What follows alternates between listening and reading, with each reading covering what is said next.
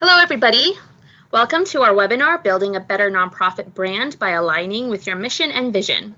My name is Christina Gaugury-Campbell, and I'm the Director of Strategic Communications at Independent Sector.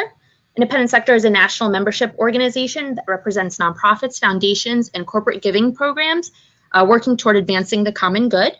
And we are partnering today with Prosper Strategies, the leading marketing and communications consultancy for the nonprofit sector, for this webinar. And I'm joined today by both our moderator, Alyssa Conrarty, President of Prosper Strategies, and Erin Walton, Executive Director of Resilience. Hi, Alyssa and Erin. Welcome, everyone. Great. So many of you have joined us for the last two webinars in this series. We held one in December and January. This is the third in a 13-part series that we are putting together, focused on the concept of Prosper Strategies concepts of Nonprofit Marketing Manifesto, which lays out 10 commitments nonprofits must make to increase their mission impact through marketing. In December's webinar, we introduced the manifesto as a whole, and then in January, we went over the first commitment, which says that we must recognize marketing as a tool to drive mission impact and social change. Today, we're taking a deeper dive in the second commitment, which says we will develop a strong brand image and identity in alignment with our mission and values.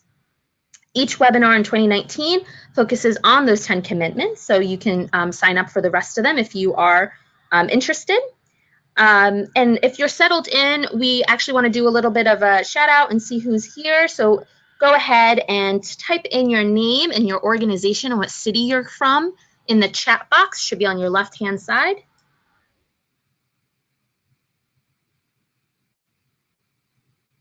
And it looks like some of you are finding the questions box rather than the chat. So we will read off there. That's fine too. Either place works.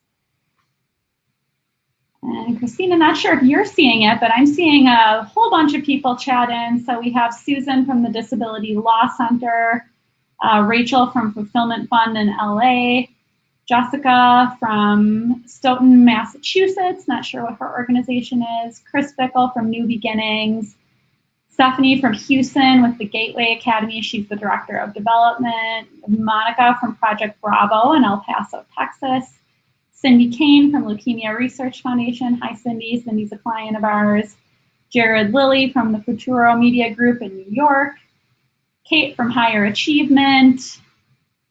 Oh, they're pouring in here, guys. I can't keep up. Lenka from Service Source in Washington, D.C., Director of Program Development. Here's a fellow Chicagoan, Michael Loyan. Barbara, Friends of Yemen in Bethesda. We have Katie from the Nonprofit Leadership Alliance in D.C., Hannah from Explore Washington Park. Let's see, Independent Board of Director and Friends of Prosper. Hi, Lisa. We have Lori from Green Bay, Wisconsin, from Brown County Quality Assurance Outreach. That's my hometown. Hi, Lori. All right, we'll stop there, but know that we're seeing your chats come in. You found the right spot. The questions box is just fine. There's also a chat box. If you can see that, you're welcome to chat in there too, but either place will work just fine. Thank you so much, Alyssa. I did not see their names come in, so I'm glad you jumped in there. So some just additional logistics for today. You will be placed on mute, and you can send us questions through that same chat or question box, and we will answer the questions at the end.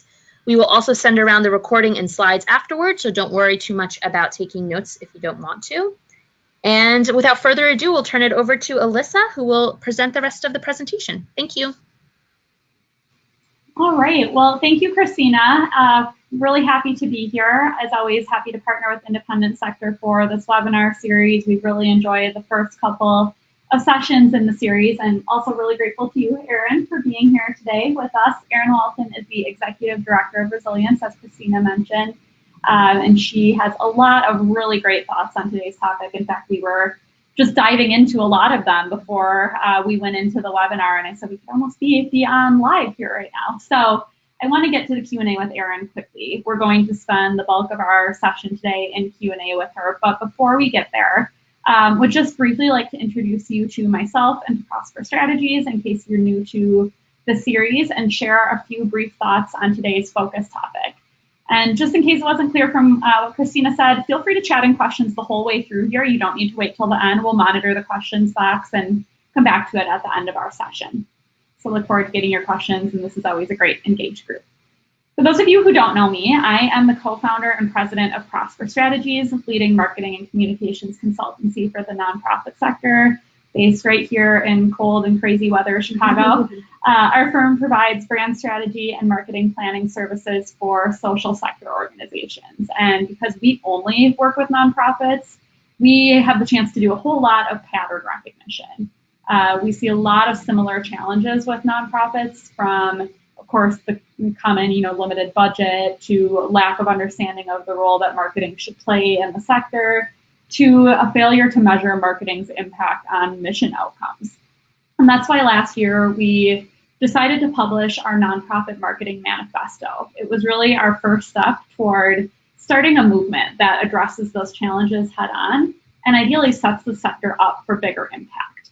So if you haven't already read it, the link to the manifesto is up here on your screen, and I'll also pop it into the chat and questions boxes in just a couple of minutes so that you can navigate over there and download it or read it online if you haven't already. But if this is your first time attending one of our webinars and you're not familiar, what you need to know, the big idea in the manifesto, is that marketing can and should do so much more than just raise awareness for nonprofit organizations. It should contribute to every single goal that we set at our nonprofits. And when that happens, marketing becomes a true tool for mission impact and social change. And we really feel that to treat it as anything less is a disservice to the causes and communities that the sector serves. But that all sounds really ideal, right? Realizing that vision is obviously a lot easier said than done. So fortunately, the second commitment in the manifesto and all the commitments in the manifesto are designed to go from theory to practice. How do we take this big idea, this ideal of what marketing can and should be, and start to actually realize it within our organizations? So that's what Erin and I are going to discuss today, and hopefully some of the real world experiences that she's going to share and that we'll talk about will help you start to envision how you might bring that big idea to life at your organization. We'll be focusing today on the second commitment in the manifesto, which is this: we will develop a strong brand image and identity in alignment with our mission and values. And for most of you on this webinar, I'm sure you've had some experience that was to the contrary of this commitment, right? Far too often, brand is really undervalued in the nonprofit sector. If it's pursued at all, it's sort of put in this box of raising awareness, but more often than not, brand is seen as this consumer marketing tool, right? Nonprofits shouldn't need a strong brand because they're doing good work, is sort of the refrain you might hear from donors or funders, people who are uninformed. But in reality, our brands really are the key that unlock our mission and our values for our stakeholders. And it's so critical to treat them accordingly and to start to bring others, funders, donors, supporters, up to speed about what we need from them to treat our brands accordingly. So this commitment says that it's time to stop making our nonprofit status an excuse for weak, unrecognizable, and unremarkable brands. And when we make this commitment, we're committing that we're going to believe and get others who we work with and who support our work to believe that our brands should be among the most revered brands in the world, mentioned in the same breath as giants like Amazon, Tesla, Google, and Apple, the brands that everyone loves to talk about, which might sound crazy at first, but I don't believe it's impossible. Their budgets might be greater than the average nonprofits or than the vast, vast majority, maybe all nonprofits, right? But your aims are far higher and your value to society is far greater. And I don't see any reason why nonprofit brands shouldn't be among those most revered, those put up on a pedestal and talked about in the same breath. So to truly make this commitment stick, you need to start from within, and not just each of you on this webinar, but everyone you work with. You need to develop an internal sense of brand identity among your staff, your board, and your volunteers. And that brand identity needs to be rooted directly in your mission and your values. There cannot be a disconnect, which we'll talk about more in a little bit. Then you need to evolve your internal brand identity into a powerful external brand image. So you have to get your house in order internally first before you can have this powerful brand externally. But once you do, the visuals and the words and feelings you use to represent your organization need to be the most concise and compelling and readily understood encapsulation of your mission and values that you can possibly find that's available to you. And you really need to commit to strengthening your brand image through every interaction. So that means getting everyone in your organization at every level up to speed on how they talk about your brand, how they represent their work, and making sure that those individual stories that everyone likes to tell about their work come back to a consistent touchstone. So if you're thinking that this ideal sounds pretty far off from your current brand where your organization is at today, do not worry, you're not alone. We've really experienced in the last few years that nonprofits seem to be choosing to rebrand now more than ever. There's a major trend of rebranding going on in the nonprofit sector right now, largely because their missions have outgrown their current brands. It's also a big trend, and we'll talk about this with Erin a little bit, I think, moving from very descriptive and literal names and brands to more evocative and far-ranging, able to be adaptable with mission brands, which is sort of what Erin went through with her organization.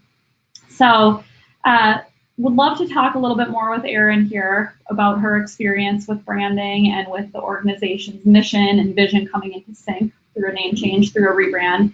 Erin's just fresh off of a rebrand, so a lot of good insights to share. But before we jump into Q&A, Erin, I'd love to give you a chance to introduce yourself to the group here. Well, thank you. As you've already mentioned, I'm Erin Walton. I'm the Executive Director of Resilience, and I've been with our organization just shy of 2 years. April will make 2 years. We are the leading rape crisis center in Chicago.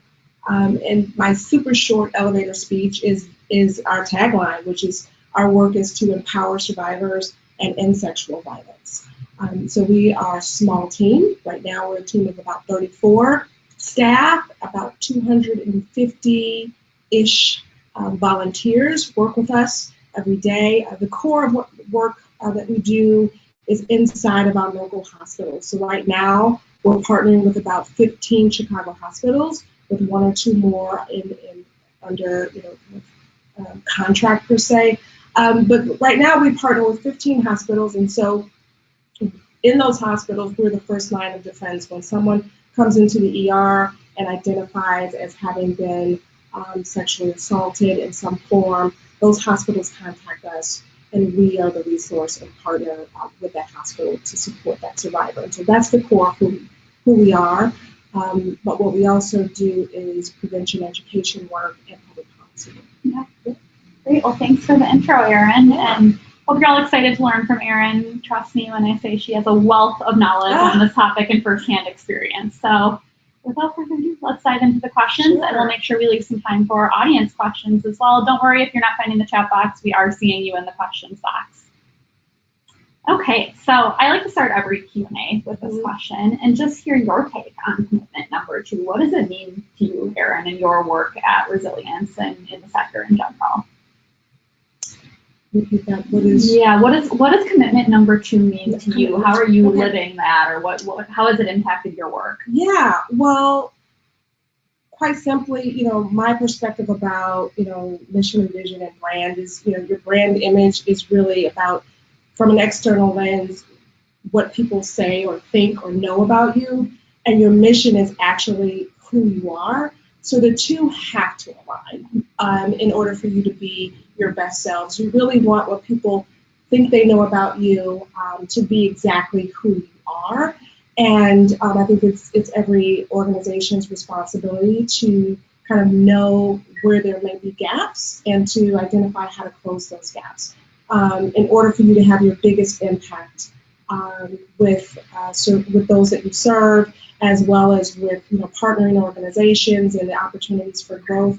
You really do want your external identity to match or align with who it is that you are and where you see yourself going as an organization. Right. Yeah, it seems so obvious, but so often we find that our brands have fallen out of sync with our missions and vision and our values, or at least one of those elements, and that can really stunt growth, right? Okay. So tell us how you knew it was time to rebrand. Organization used to go by the name Rape Victim Advocates. How did you know it was time to rebrand? What was the epiphany or the aha that told you it was time to explore this? Well, from a personal standpoint, I knew when I interviewed for the job. I knew that the position was something that I really connected with and knew I wanted to be a part of the mission. But the name in and of itself, for me, instinctively, was just a little, I won't say off-putting, I think that's strong, but I thought it was a little problematic. Yeah. For one reason, it didn't roll off my tongue, saying Rape Victim Advocates. I had to say it nice and slow. Yeah. It didn't roll off my tongue. But when I was interviewing, I was asked a question by a member of our board of directors, and I don't remember what the question was, but in my response, I used the term victim in my response, and I was immediately corrected and said, just so you know, we don't refer to our clients as victims, we refer to them as survivors. And instantly I said, well, you have a problem. If your name is Rape Victim Advocates, and you can't use the term victim, instantly that's problematic.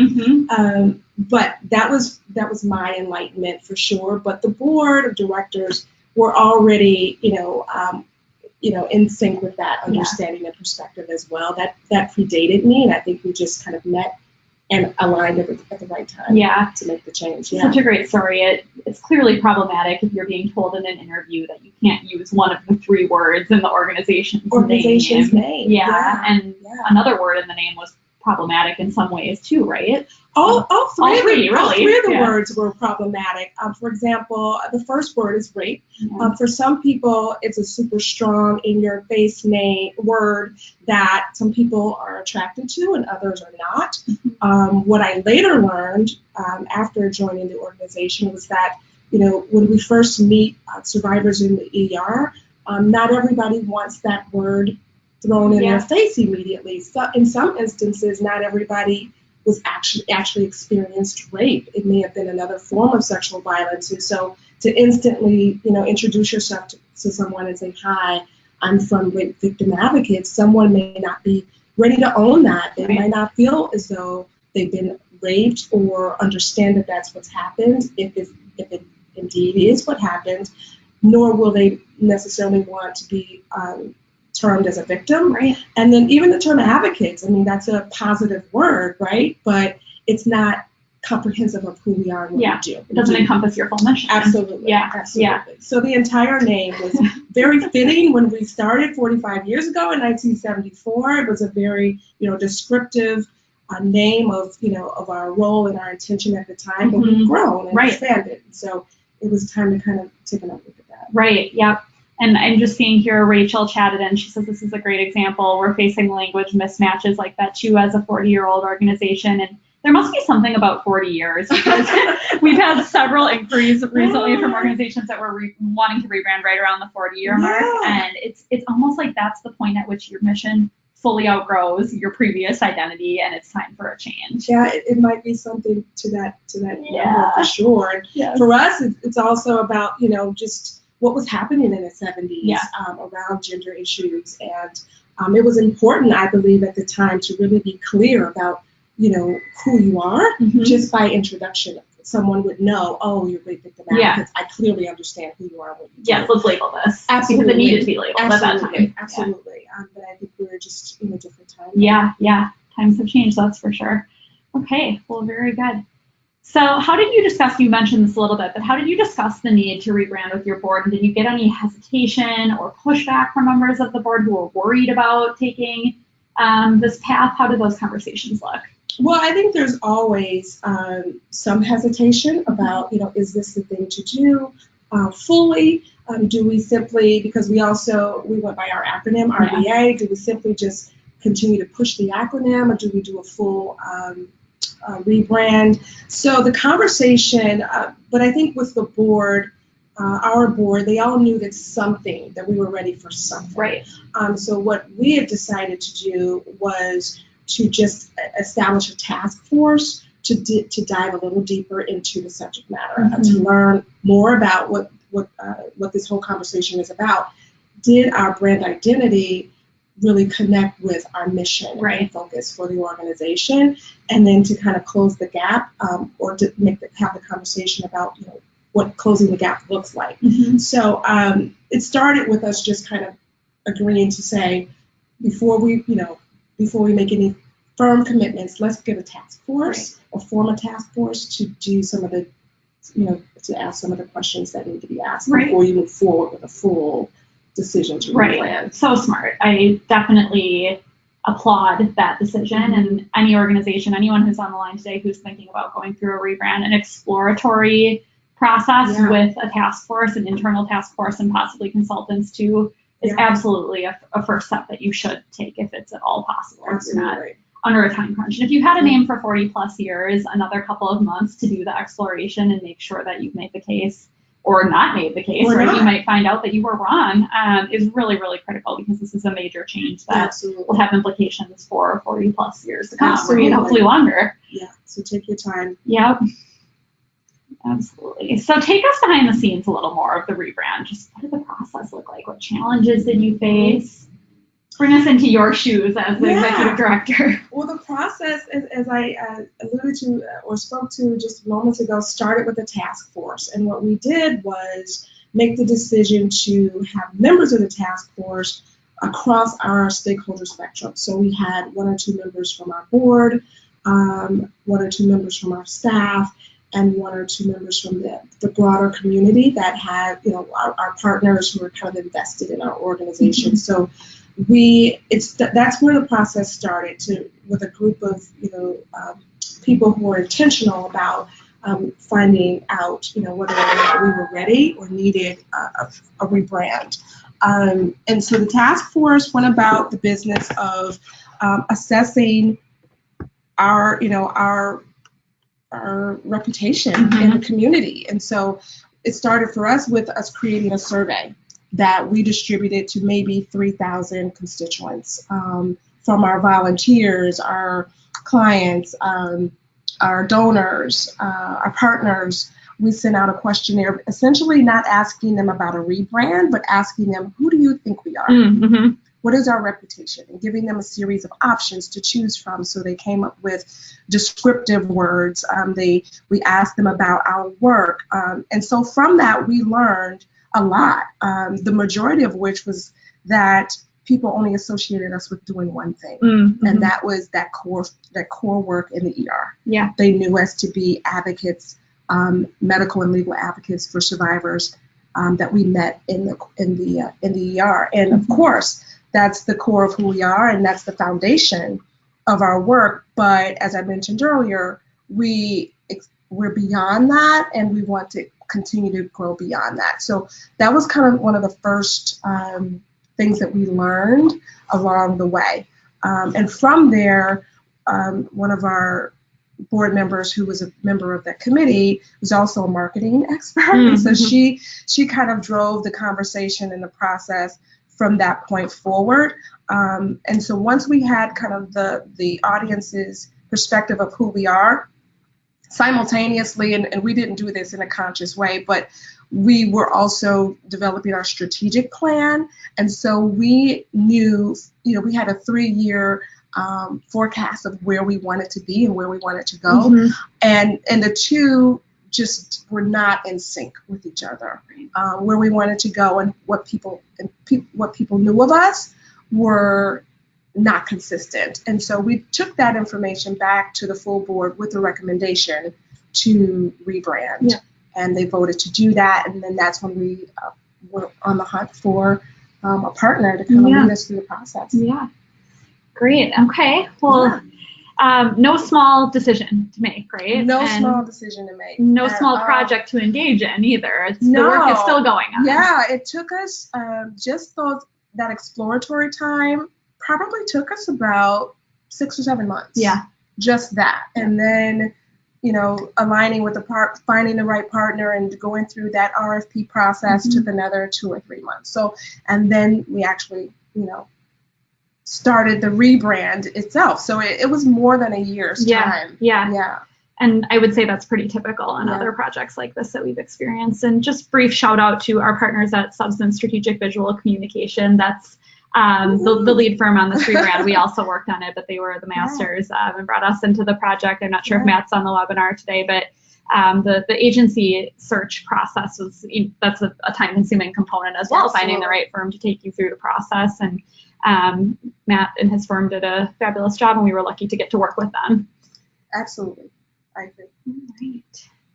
So how do you choose the name Resilience? Tell us about that process, and what does it mean for the mission that RVA did not, or that RVA couldn't communicate? That's a good question. So let me back up a little bit and say that Matt and his team at Substance gave us, they started off with, a word bank or kind of a name bank where maybe there were, 70 to 100 names.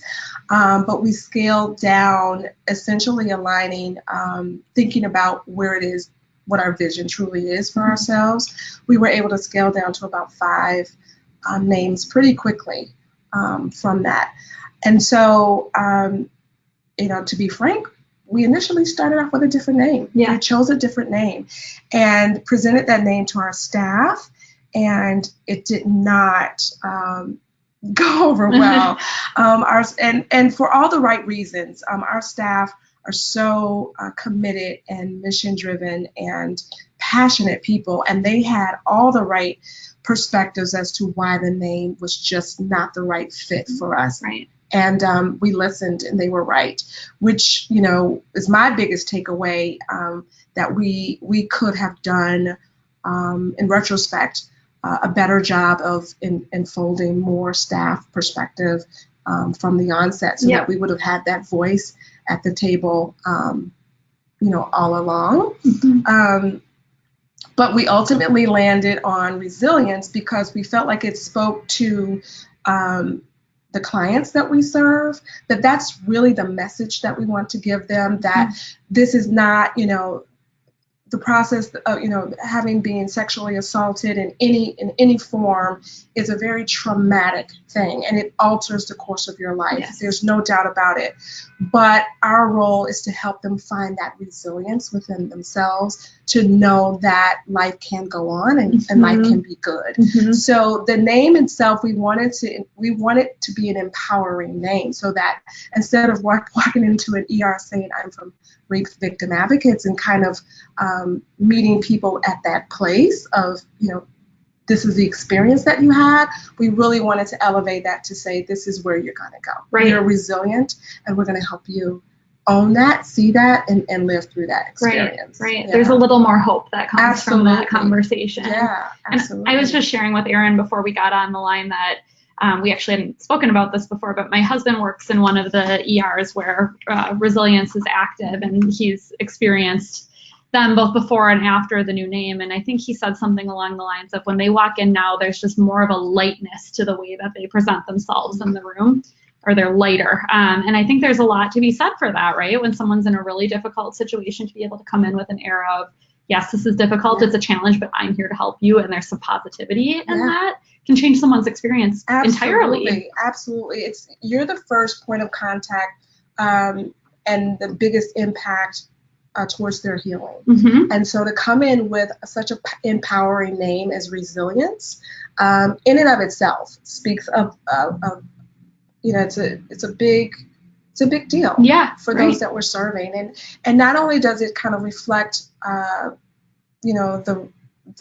energy that we want survivors to have, but it also speaks to and honors the staff and the volunteers that do this work, because they have to be resilient over and over and over again to do this work in such the impassioned way that they do.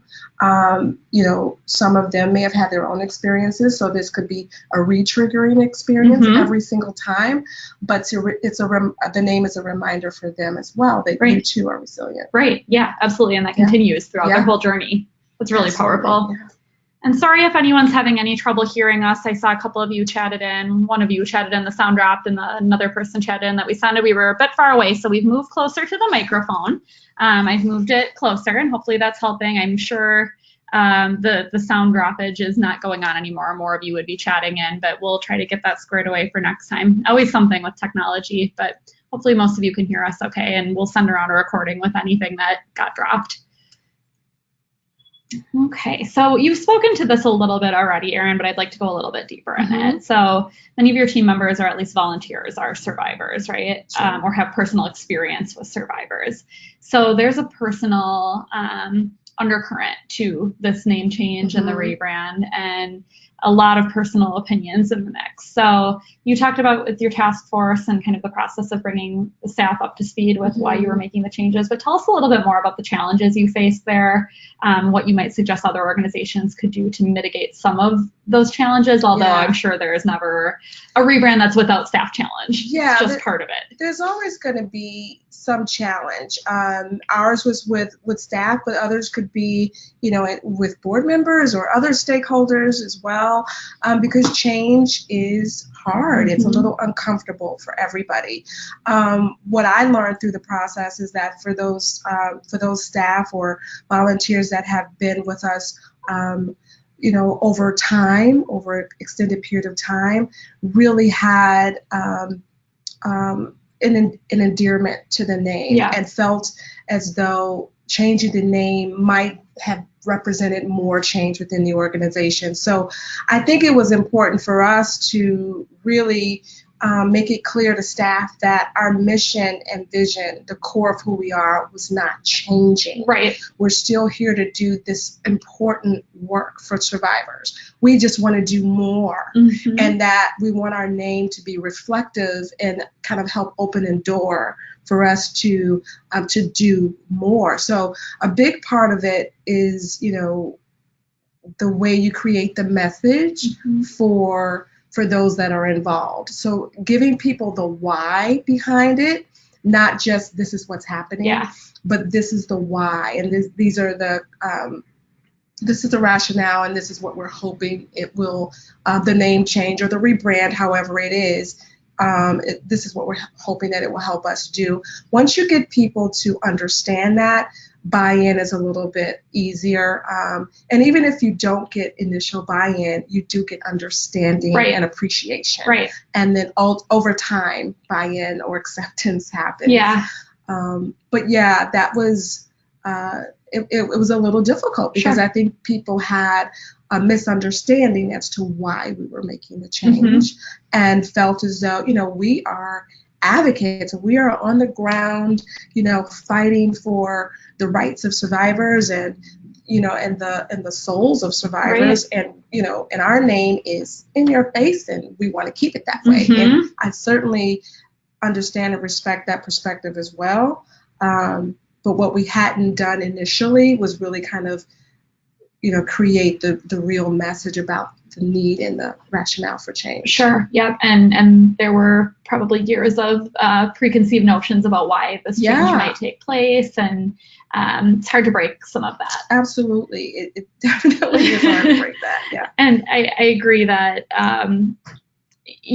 there's a certain case to be made for being in your face and having your mission be very straightforward in your name, but there's also a case to be made for having a name that can evolve as your brand and your mission continue to expand and evolve. And I think, to your point, if at least you can get if not acceptance, people to at least understand that there was a rationale, that this has been thought through, that there's more than just one single-minded motivation for this. That's right. Makes a big difference. Right. And to speak just a little bit further into that, one of our, and as I said, that's at the top of the conversation, is that we have two main initiatives. One is to empower survivors, and the other is to end sexual violence. Mm-hmm. And so that's the piece of who we are, our identity, that we want to grow. Right. And so, and to do that, there's a lot of prevention education work, a lot of training that has to happen with professionals in this field and beyond this field. And there's a lot of public policy work and influence that we're here to do. Well, our previous name was not, it was not reflective of the direction of growth that we have for the organization. And so it was really important for us to connect those dots for our staff and other stakeholders to say, this is the rationale. Right. Why we need to do something different. It's so helpful to hear that. And I hope that this is ringing true with others who are thinking about making similar changes, just about, some of the challenges you are already facing or might begin to face. And Erin, you mentioned kind of the two-pronged mission. That's also the tagline now of the organization, right? So you haven't lost entirely within the brand the descriptive nature of the brand. It's just come into the tagline rather than the name and giving you a bit more flexibility. That's right.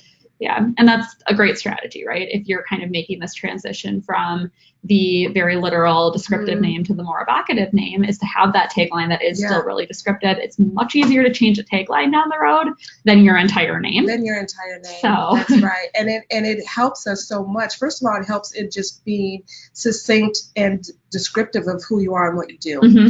And then secondly, the word resilience, because it's more provocative, you don't really know what line of work you're doing, what industry you're in, what it is, what service you're providing. And so that tag, as you just mentioned, kind of connects the dots for people and makes it a much easier way to describe who you are. Right. And as you mentioned, if for some reason, which I don't foresee at all, but if for some reason the core of who we are was to go in a different direction, eliminating that tag is so much easier. And cheaper. Yeah, exactly. And I don't remember if you said this at some point or if Matt did or who, but it sort of like resilience raises the question, right? Mm-hmm. And then the tagline is the answer. Like it piques your curiosity. Yeah. What is this organization? Yeah. I want to learn more. Yeah. I'm intrigued by this name. And then the tagline is right there to back it up. That must have been Matt. I'll take that. Yeah, that sounds like Matt, doesn't it? Yeah. Okay, very good. So what else changed? Obviously, your marketing materials and your identity itself changed, but what else had to change as a result of the rebrand? The way that you show up in conversations, the way that your staff talk about the organization. Talk us through that. Well, a lot of things changed from the very kind of tangible things. The website had to be updated. Our marketing materials had to be updated. All of our branding from our, when we do presentations, all of those kind of more tactical pieces had to change. We also had to have, conversations with our staff to give them language about who we are and to be able to answer the questions as to what does your logo mean? Right. And I don't understand it. Could you describe that? And why resilience? And so we had to give staff some real language so that we are not only to make things more comfortable for them, but to also ensure that there's some cohesiveness as to how we're all representing our organization. We had to reach out to all of our partners, our hospitals and our universities and schools to say, to give them the same rationale. Basically, this is what's happening. This is the why. But at our core, we're still the same organization, and we're still just as a reliable partner in this work with you. Right. Some of those conversations had to happen over coffee, and some happened via email or over phone. But and some are still happening. I'm sure. Yeah. And I'm sure in your hospitals, for example, there's a lot of levels of conversations that need to happen, right? It might be your main point of contact that you facilitate the work with, who understands, but then does that carry down to all the healthcare providers? Yeah. Do they understand? Because all of those people theoretically are spokespeople for the organization in some shape or form, That's right? That's right. It's a lot of work making sure that this carries through and ensure it's not over. No, it's not over. And I actually asked the question, I don't know if it was of Matt or someone else, to say, generally speaking, how long is this transition? Yeah. And I was told about 18 months. Yeah, I think sometimes it's less. Sometimes perhaps it could be longer, but about 18 months is that sweet spot to make sure that you've, contacted everyone and given yourselves an opportunity and time to be introduced under the new name and for it to kind of flow as your name now versus, the previous name you used. It's about 18 months. So people should be prepared for that as well. It's not, we switch over the website today and all of a sudden, things are different. All there, yeah. Well, and I'm sure there's some education with staff that needs to be done on that side of things as well, because especially if there's skepticism about a rebrand, it's very easy to 3 months in point to a lack of adoption or confusion and say, look, this isn't working, but you're only at the very beginning of an 18 plus month process of making sure that this brand really takes on. That's right. Right. And you're exactly right. We had to share that with staff because none of us really had a strong perspective as to what to expect and how long would it take. And people would say, well, people still call us RVA. And I'm like, well, it's only been 2 months. It's an overnight. You have to continuously, change the narrative and make the correction, and people will catch on. And now it very rarely happens. Right. Well, and that's good because you're not that far along. Yeah. You're how many months in? We officially switched the dime August 1st. August 1st. So okay. How long is that? Yeah. Well, it's beginning of February. So it's about 7 months. Yeah. So that's pretty good. You're only not even halfway through. You're ahead of the curve. I think so. And did you do anything major as sort of, the flashy brand rollout that we might picture from a consumer brand to make sure that there was a splash when the new name was released, or did you quietly roll it out? Somewhere in the middle. Yeah. Ours was a little bit more quiet, but every spring we have our major fundraiser. So last year we were really fortunate in this line of work to have Tarana Burke as our keynote speaker for our event. And for those of you who know anything about the whole Me Too movement, she was the founder of that movement. So at our annual event with her in tow, we did a soft rollout to that audience. We had about maybe 350 people there or something like that of our donors and our partners. So we gave them a soft sell on it, but that was in May and it officially happened in August. Right. And so beyond that, we just sent out, a lot of emails to people that we knew were kind of our key stakeholders and did some stuff via social media. But I would consider all of those pretty low key. Yeah. And I would say that your kind of mix of rollout tactics is typical for organizations that we work with. I think the big splashy, we've rebranded, you're seeing us literally everywhere, and there's all this buzz about why we've rebranded. What you see in the consumer or corporate world is just not a sensible approach for many nonprofits. Of course, there could be cases for it, but with the sensitive nature often of your brand, you do want to take things a little bit more slowly, a little bit more deliberately, and contact your stakeholders with the appropriate amount of and depth of information in the right order at the right time, not be too in your face and aggressive, everything all at once to every audience. That's right. And even before we had officially made the change, some of those key partners, I had those, those coffees and those lunches with to say, this is what we're thinking about. Yeah. What do you think? Right. Some of them had some concept of what we're doing, because as I mentioned earlier, we sent out a survey. So even though we didn't say we're asking these questions because we're considering a rebrand, some people did connect the dots and say, why are you asking this? What's going on? But it was a softer, rollout for us. Good. Okay. Thank you for sharing that. Okay, so if you had to choose just one piece of advice, another executive director is sitting in your seat back, you started this process when you first came onto the organization. What is the one piece of wisdom that you would share with them to make their process as smooth and effective as possible? Well, once you've kind of gone through the process and have made the decision that some form of rebrand is going to happen, I think my biggest point of advice would really be to engage your strongest stakeholders. For us, our strongest stakeholders are staff and volunteers. I will admit that we just did not do it right. And if I had that to do over again, we would have had a stronger representation of our staff in those initial conversations, and to have brought them along throughout the entire ride. Ultimately, things like this are a board decision, and they get the ultimate call. But we know that our volunteers and our staff are, the most vested, right, emotionally and literally. And so I think getting there, even if you don't have their buy-in, to get their appreciation for the process, their understanding of the process, and to hear their voice along the way is the most important thing. Right. It's going to be so much more of an uphill battle without that. Yeah. What we've started doing with every rebrand that we manage at Prosper, and this is somewhat based on learnings and working with Resilience and other organizations that have faced similar struggles, they're not the only one, is we've begun to suggest a task force that includes staff from every sort of either department and or level of the organization, because you want to make sure that you are really getting that representation of employee voices, and also recognizing the role that they then play in taking what they're hearing and learning in those sessions and going back and being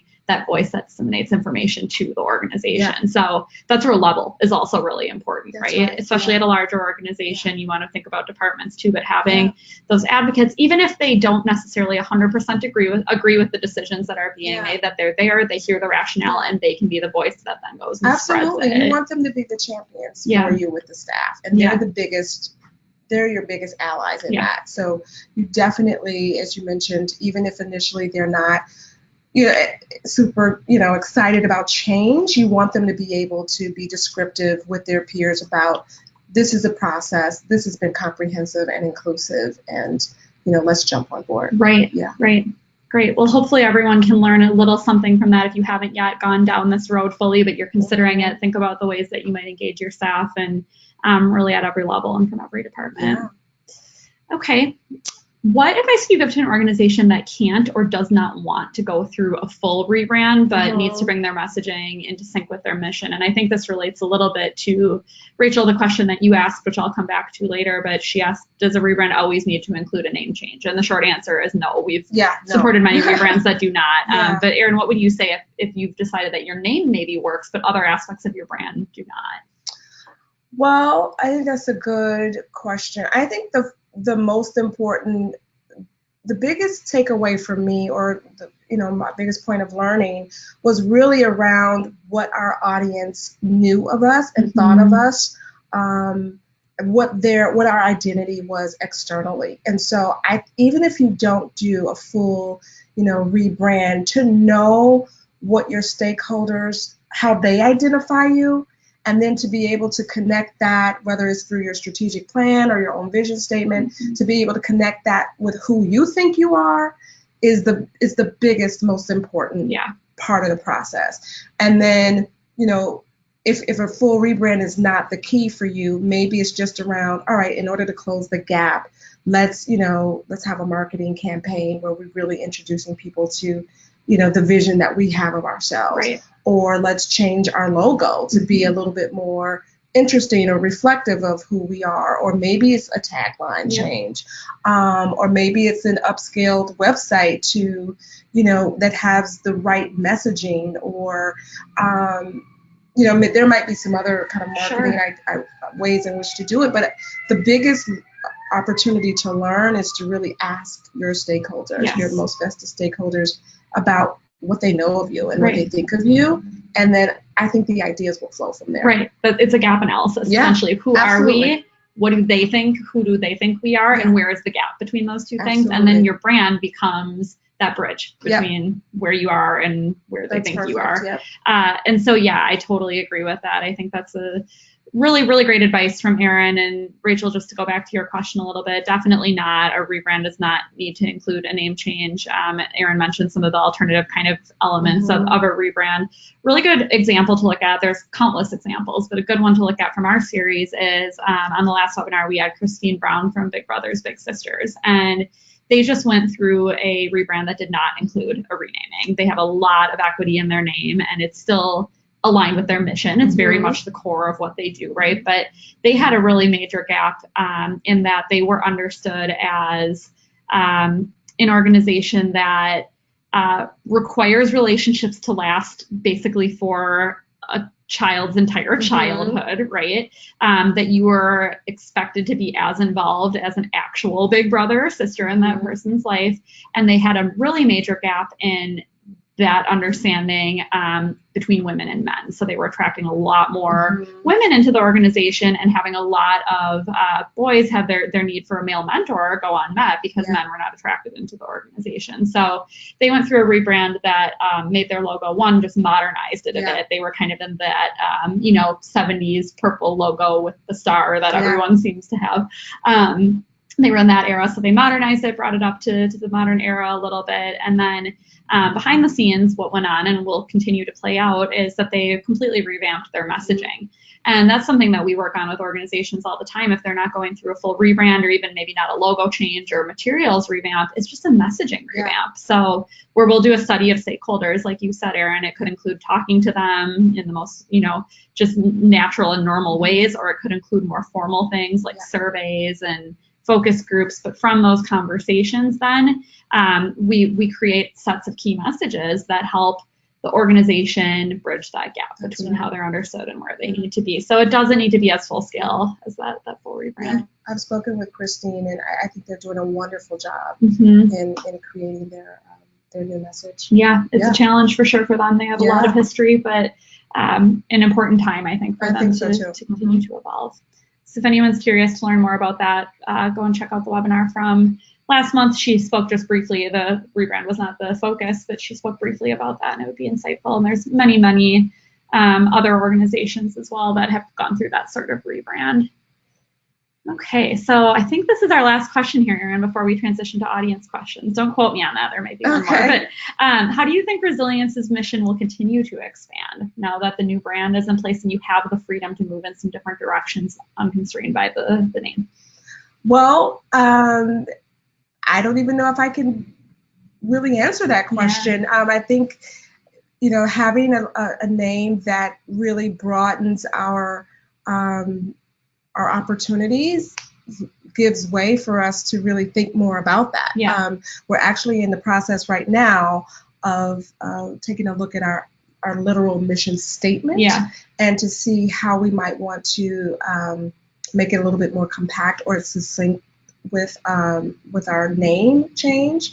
But I think, the name itself just gives us broader opportunity. It doesn't speak to one specific opportunity. So, if we want to expand our core services, or if we wanted to expand our target audience or switch our target audience, I think our name allows us to do that with a lot more flexibility. And I'm not saying that any of that is underway, but if we wanted to even consider it, we have some flexibility to do that. Yeah, so what I'm hearing you say is it's an open-mindedness to possibility that you didn't have before. And even though you don't know exactly where that will take you, you don't feel as constrained or limited by this is the identity that we have to stick with and stay in your box and don't stick a toe outside of it. That's right. Yeah. Okay, well, very good. So I see a lot of you chatting in questions, and I think we are ready. Yes, we are, to get to audience Q&A here. So thank you, Erin, so far for all the great insights. We have about, 20-ish minutes, a little more than 20 minutes here to take audience questions if we need the whole time, and have a lot coming in. So I'm going to go ahead and just select a few in the order that they came in. So you'll kind of notice that some of these sync up with things we were talking about earlier on in the webinar, and might have been answered, but let's just quickly touch in on this one to make sure it was clear. Rachel asked, on the task force, did you include internal or external stakeholders or just current staff and volunteers?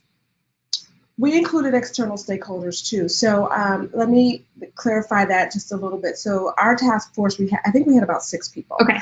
We had 2 board members, 2 external stakeholders, and then we had staff initially.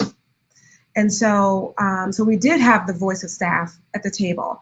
We lost our representative from the staff for other reasons. She got pregnant, she had a baby, and yeah, exactly, life happened, and so we did not have the perspective to replace that voice. So we lost our staff perspective really early on in the process. Yeah. And in retrospect, that was the biggest, unfortunate mistake, I would say. Yeah. But we did exclude external partners. Yeah. We had a donor and we had a partner. Okay. Yeah. Yep. And that's a best practice, I would say. We are working on a couple of these rebrands right now where we have about an equal number of external and internal stakeholders involved in our task force, but we're involving them in slightly different ways. There's parts of the conversations leading up to the rebrand that really only are appropriate to happen internally, and parts that are only appropriate to happen externally. And then there's areas where we're bringing everyone together for conversation.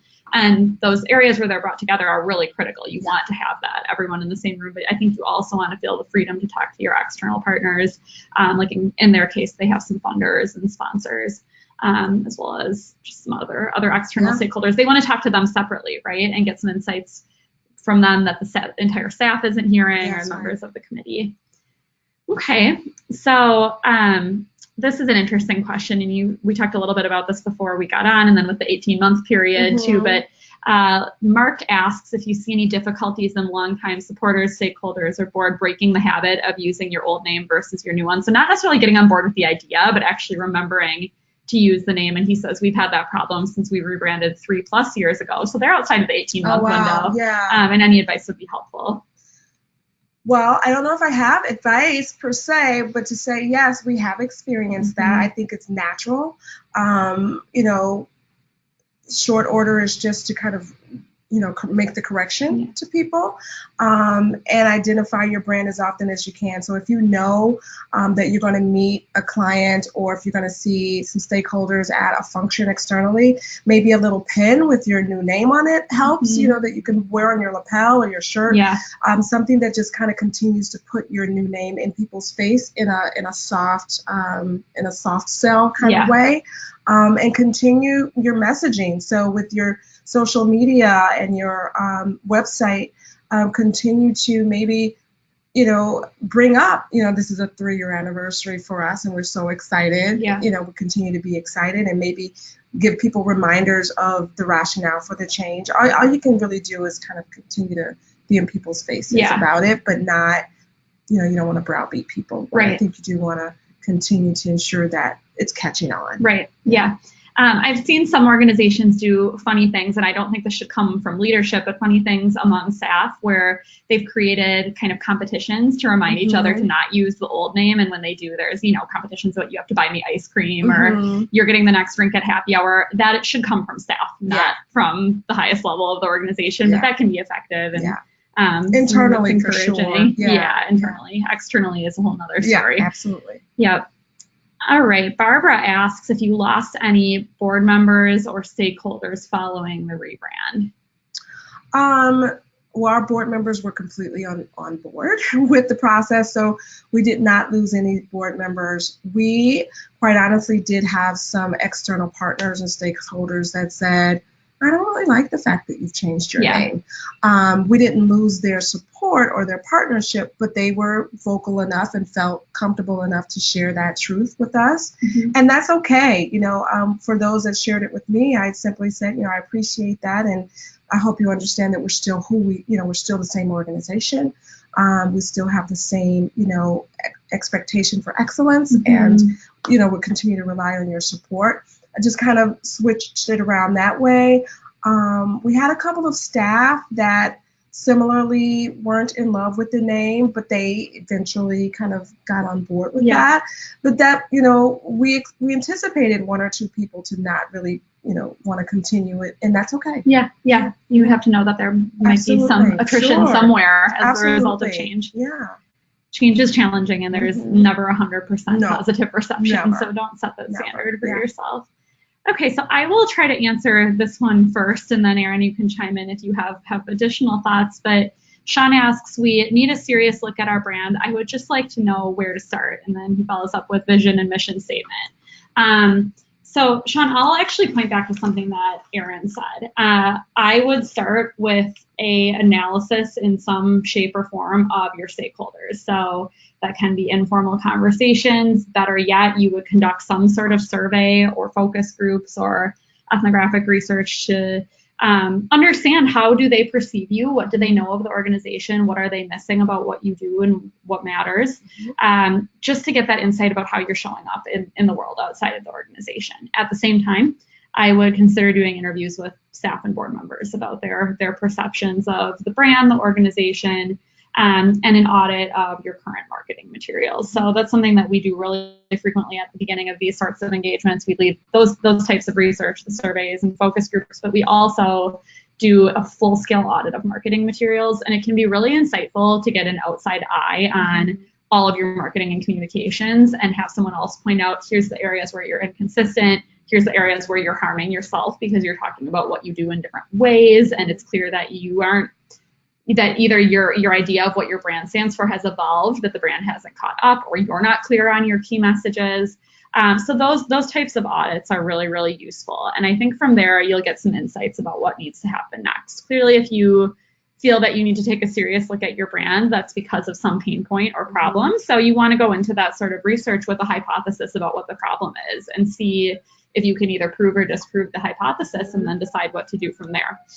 Your vision and mission are part of your brand, certainly, but they're deeper than that. They're strategic touch points for your organization. And if you don't have your vision and mission clear, solid as statements and guiding principles that you really truly feel the organization can live by, your brand and your marketing can't help with that, right? Certainly communications consultants can help you strengthen the language you use in your vision and mission, but you have to have that strategy and that vision for the organization straight before you go into this work. Hopefully that was helpful. Erin, anything to add there? You spoke to it a little already. No, I completely agree with everything that you said.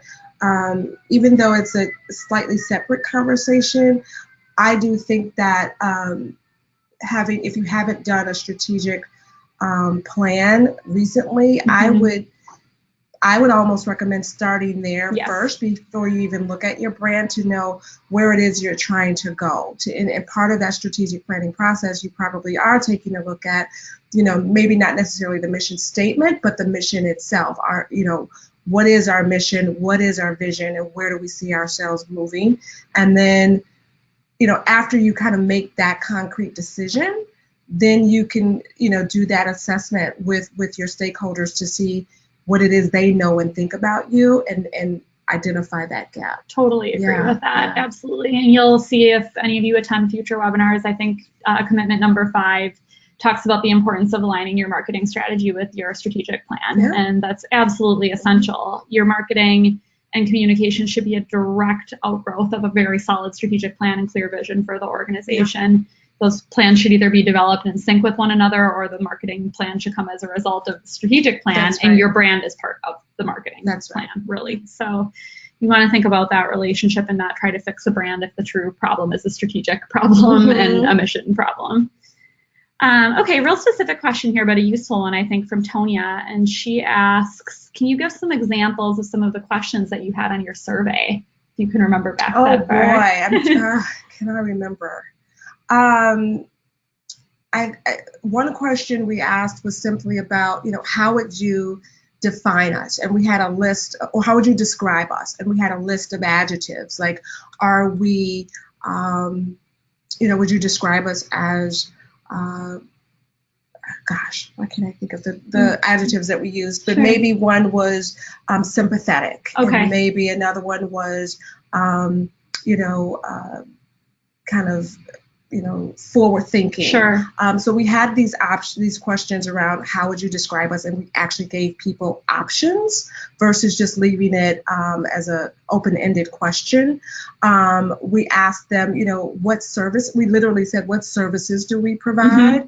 And people even got that wrong. Yeah. I mean, because we had multiple services, and some people might check off 1 or 2, but we had more. And so we even asked people that question, what do you know about our services? We asked people, would you recommend our services? why or why not? Because that also speaks to the reputation that you have in the community. Do you consider us a leader, the leader, or, and I think it was another option in this work. So those are kind of some that popped to mind, but it was a pretty brief survey because you don't want people to get taxed completing it. I would say we probably had 6 or 7 questions. Yeah, that's about right. You don't want more than that. Yeah, really helpful. And there's so many different ways to go about the questions, right? But I think you really want to come back to this idea of what's your challenge? What do you perceive as the challenge or the reason that you're exploring this? What's your hypothesis about what you want to do? And then what questions do you need to ask and have answered to prove or disprove that hypothesis? And sometimes, Erin was lucky in that her board was on board, so to speak, with this possibility of change from the beginning, but that's not always the case. You might be fighting an uphill battle with your board. So some of your survey approach may be focused on what do we need to do to make the board feel comfortable or help the board feel comfortable. If we've already proven out that this needs to happen through other methods, through interviews, through conversations, what can we do in our survey to just have that hard data that gives some board members that little bit of extra bit of confidence? Okay, thanks, Tonya. So Alexa asks, did you have a chair of the task force? And if not, who was the designated task force leader? We had 2. We had a chair and a co-chair. Yeah, and they were both members of our board, but it just happened to be that way. We were open, and other people just didn't want to assume that because it's a big responsibility.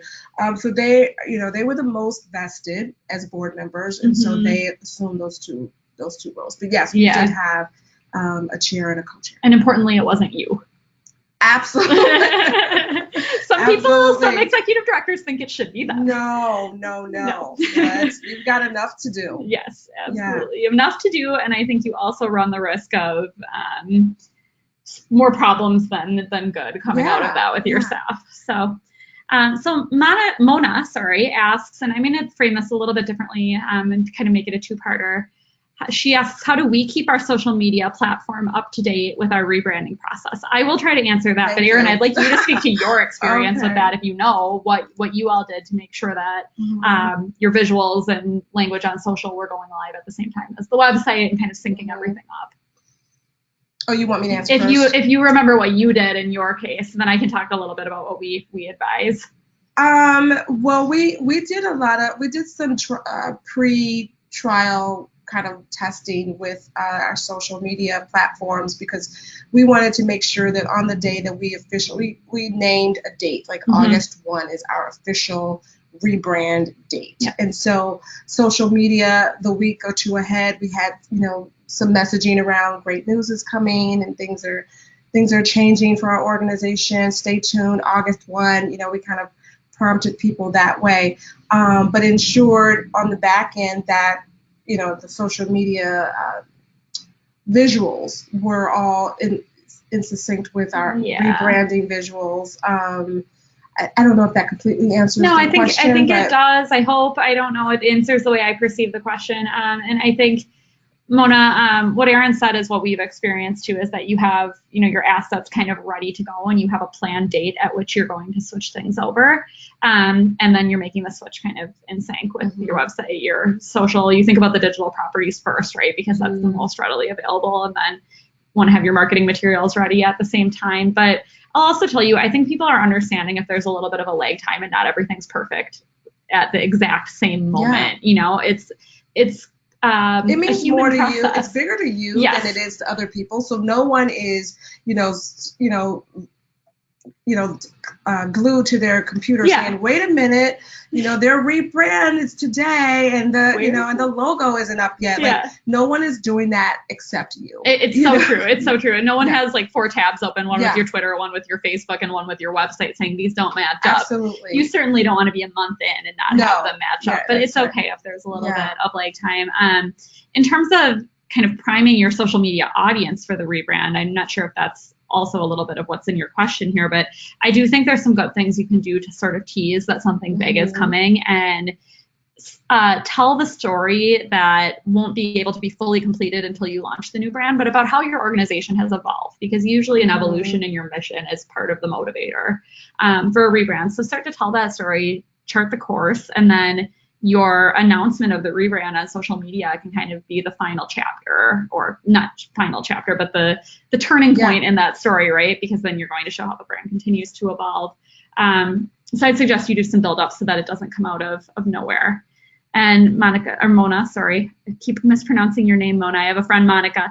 She says that answered her question. Thank you. Right. So she said they never really utilize social media, so they're in the process of building the platform. Do you have any advice? Mona, we will talk about that on a future webinar in much more depth. There's so much in the social topic, and I want to say focus on brand today, but certainly your social presence is a huge aspect of your brand, now more than ever in many ways. Yeah. Okay. So Jody asks, did you worry your name was not specific enough to share your mission? Were donations impacted? Was I worried that our name was not specific enough? I was not worried. I think there may have been some other key stakeholders, maybe on our staff or even on our board, that felt as though the name should be a little bit more descriptive. But those people that had some concerns were easily brought along, because I think in part because our tagline was so descriptive. Yeah. So, in our actual logo itself, when you see our name, you see our tagline attached to it. And in most of our print materials and digital materials, you do the same. And so because of that, I think that addressed some of the concerns of other people, but it also, as long as we had the messaging right attached to it, because, your name, if it's not as clear, to someone what you do, people are going to ask that first, right. Well, what do you do? And as long as you have a succinct way of being able to answer that question, and everybody is on the same page and feel comfortable with what that message is, then I don't think you'll have any major concerns. Yeah, I agree. Totally. Yeah. I think in your case, your new brand is really an asset for fundraising. And absolutely, and I don't think we lost any donations, but that's always kind of hard to tell. But our recidivism with donations this past year were consistent with what they've been in the past. Yeah. But we've also had a lot of new donors too. Right. And so what exactly is that attributable to? I think our name is part of that process, but certainly with the work that we do and the time, the time in our culture, all of that kind of played musically, together. Tell what's causing it. Yeah. There's no isolated factor. That's right. Yeah. That's right. Yeah. And, I think at some point you have to go scared, as they say, into this process, knowing that you might experience in some area of your organization a negative impact, at least temporarily, whether that's donations, it's staff. There's so many different areas that can be positively or negatively impacted. Mm-hmm. But if you've done the research and you've done the work and you've gone through this process in the appropriate way, you should have a fair amount of confidence that overall, for the long-term future of your organization, you're making the right decision, even if you have a momentary dip in donations. Or I think that's like important. That. I think it's important to go into that knowing that not everybody is going to be fully in support, and there might be some dips, but I think those dips are probably short-lived. Yeah. As long as you really have the data and the perspective to know that this was the right decision. Yep, and you have to have your eye on the future, and sometimes we might have a year of losses for a future of much bigger gains. Okay, so I am going to take this one. I think this is probably a little bit more of a question for me. Jane asked, how does rebranding change when there are multiple organizations connected through an umbrella group with similar names and different geographies? Well, Jane, the short answer to that question is it becomes much, much more complex and challenging. So we've supported a couple of rebrands for umbrella organizations with other brands below them, and the most common approach is to get the umbrella organization's brand straight from the start, right, and make sure that takes priority before then moving on to a focus on the organizations under the umbrella. But that's not always the correct strategy. Sometimes the umbrella group wants to take more of a backseat approach or more of a silent approach to the overall organization's brand structure and identity, and they want the individuals under the umbrella group to really have that more major seat at the table. So it's very much dependent on your goals, and here we would point back to your strategic plan for the umbrella organization and the groups below it, and figure out what the appropriate approach is based on where the organization's looking to grow and how. But ultimately, there needs to be some uniting elements between the umbrella and the organizations underneath it. there needs to be some sort of visual marker or language marker that helps you see that there's some sort of commonality or relationship between these organizations, or what's the point of having an umbrella brand, right? Might as well just have it be a silent partner. So I would say umbrella branding situations almost always require the expertise of a firm, and I'm not just biased saying that, I hope. I really do think it's complex enough to require a firm. I hope that answers the question. Okay. Yeah, and Sean says we're having that issue with our branding to work for an umbrella organization, and we want our members to carry our brand with them. Yeah, this is a challenge that we've faced before. We're talking to one organization right now that is an umbrella brand, and they are working on their own brand strategy, but they're facing a lot of pushback from their subsidiaries, so to speak, because they're just worried that the umbrella brand is going to begin to overshadow their own brands, right? So there's a lot of fear there and lack of support, and there's a lot of education that will need to be done before we can really be effective with the umbrella rebrand. But ultimately, the message with them is that the rebrand of the umbrella group is intended to make all of the organizations stronger. The other organizations under the umbrella will maintain their current identities, but the tag that associates them back with that umbrella group will be changing a little bit. And ultimately, the hope is that they'll get more resources as a result of that. Okay, so I think we have time for one more question here, and then we'll close it out. And this one I think might be for me too, but let me read it fully to see. So Janae says, how do products and those brands impact the main brand? Sometimes I feel in the nonprofit world, product brands are things people go to because it's easier to get funding for, something that seemingly stands alone and is new. But sometimes I feel like it competes with our main branding. Yeah, really common. Product brand is one way to talk about it. I think there's also a really common either service or facility brands. We work with one organization that has extremely well-known facility, that's a senior services organization, extremely well-known facility brands, but the organization brand is not as well-known. And it is easier for them to get support for those facilities. We've experienced the same with specific services that are branded in their own way. It's easier because they have brand equity, not necessarily because their brands are more powerful or more understandable than the parent brand, but because that was the brand strategy that the organization maybe inadvertently took from the beginning. So it's a problem to be sorted out, and one that some heavy brand work can solve in time. Anything to add there, Erin? No, I just learned a lot, so thank you. Well, we are right at 2:15. We could keep going here, but it looks like we've gotten to most of your questions. Anyone we didn't get to, I apologize. We'll do our best to answer it in a follow-up blog post if we can, but really appreciate you all being here, and thank you again, Erin. Until we see you again for our March webinar, and hopefully, Erin, you'll join us for that one too, would encourage you all to continue building toward your own marketing revolution. And a couple ways you can do that. You can catch the rest of the webinars in our series, the ones that have been recorded already and the ones that are upcoming, in the link here. Our next webinar is going to happen on March 6th. It focuses on commitment number 3, which says that we'll communicate with consistency internally and build cohesion externally. So that's really about getting everyone on your staff and board on the same page about your messaging. That webinar will feature Valentina Parisi of the Great Books Foundation, and it's going to be a good one. So make sure you sign up in the link on the slide here if you haven't previously registered for all webinars. And of course, if you haven't already, we'll just remind you to download our manifesto, distribute it to everyone you can at your organization. And last but not least, some of you have kind of raised questions about deeper levels of support that might be needed. So if you ever want to talk to me or to Prosper about how we might be able to help, here's my contact information. You can reach out to me directly. Would be happy to chat with you. And with that said, I am going to go ahead and close this out. Thank you all again. Thanks, Erin. Thank you. Have a good rest of the week. Bye-bye.